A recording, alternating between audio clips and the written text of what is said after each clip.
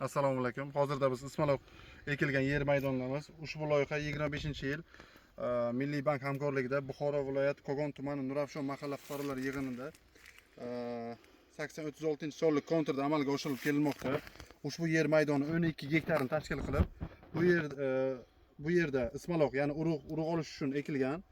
Ekinlar zamonaviy usullar bilan parvarishlanmoqda.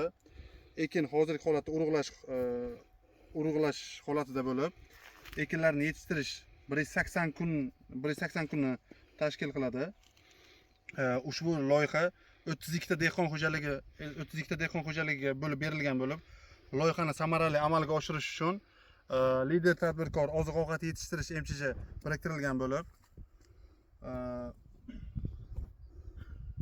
har bir dehqon xo'jaligiga o'rtacha 32 sotiqdan yer maydonlari to'g'ri keladi. Ushbu loyiha bo'yicha kelajakda 1 gektardan 3 tonna Ismaloq urug'lari olish ko'zlangan bo'lib, jami 30 tonna olish rejalashtirib kelinmoqda.